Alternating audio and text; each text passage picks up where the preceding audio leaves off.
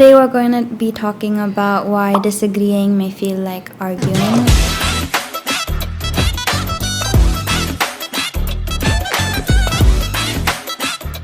Welcome to Redwood Bloom. Welcome back to the series where we talk about issues that teenagers face through a teenage And an adult's perspective.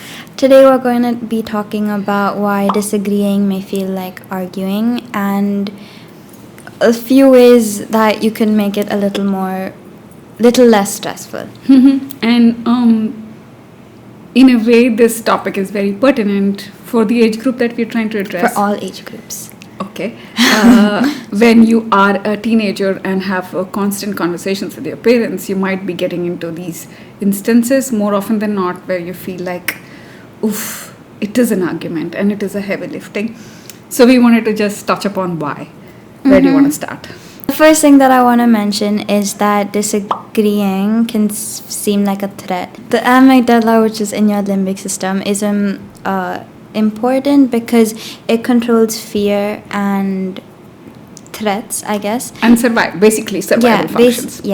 And what happens is when you're being challenged or when you're being attacked, which your brain could get from a disagreement, or like it could be implied from a disagreement, your amygdala could turn out and it becomes somehow a challenge. It's like, I am challenged and I want to prove you wrong is what's going to happen because your amygdala has turned on in the situation. So that's why having disagreements with people could be so stressful because they see it as a threat to their beliefs or a threat period instead of just a conversation. And yeah. The other part that you touched also in terms of somehow it feels that it is a threat to your belief system. The logic that you feel, the way the world works, you are looking at it as if you don't agree with me, then that means you're challenging my belief system and you want to now prove it right. Yeah, you don't like being wrong. And being told that you've done something wrong kind of elicits that effect also. Yeah. Sometimes it can also be just the need to win. Yeah, that's true. It's like I don't know if you could say adrenaline, but the adrenaline and the dopamine that you get from winning an argument is very high, and it also kind of boosts your ego or like gives you the idea, or gives somebody, not you, gives a person the idea that when you've won an argument, it's like, oh, I'm so good at this. So if you start keeping score, it is like, oh, now it is a 0-1, it is a 0-2. Yeah, it becomes like a competition instead of just a conversation.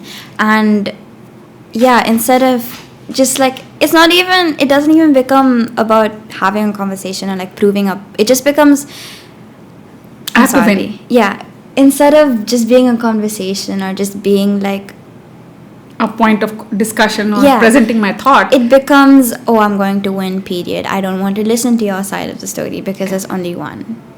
And that's fine. Yeah.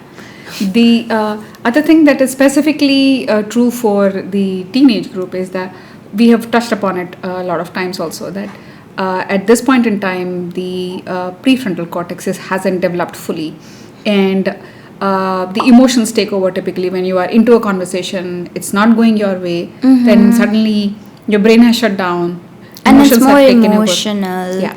Right, it's not logical anymore. You kind of lose the point of the whole conversation to start off with. Like I remember me and my sister were talking about something and it got really emotional, and then at the end of it she was just like, why? Right. It's not it loses its point when it becomes emotional, and it just becomes about proving yourself. Right. It could also be an argument because it might also feel like an argument because of past experiences. Yeah, true. You may have been in situations where you're just trying to tell somebody something and they just shut it down immediately. So you become emotional or you become very expressive because the person isn't letting you complete what you want to do or like letting you share your thoughts. So it's easier for people to hear you out when you're emotional because it's become such a big scene. And being shut down constantly can make you become a little more emotional and have your point heard. So you may go into all disagreements with that preconceived notion that you have to be so expressive and loud and stressed To be heard. to be heard. Wow, okay. Okay.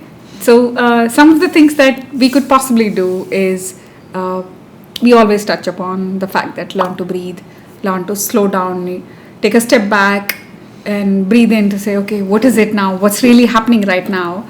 If you're able to evaluate that situation a little bit, that can bring it down. Yeah.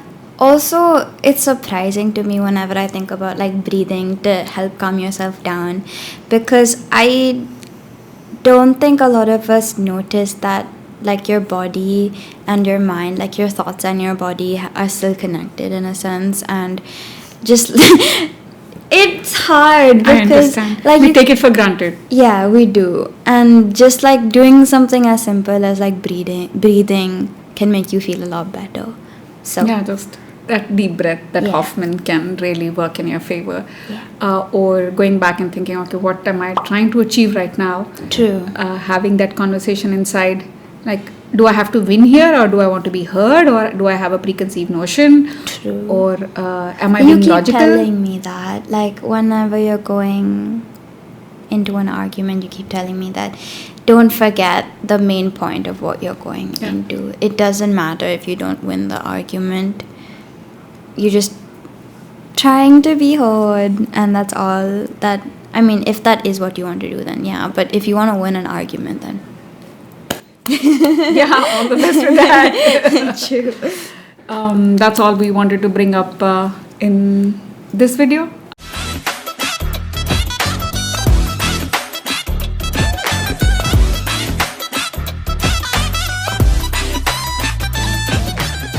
I hope you enjoyed the conversation and you find this Helpful. helpful and insightful.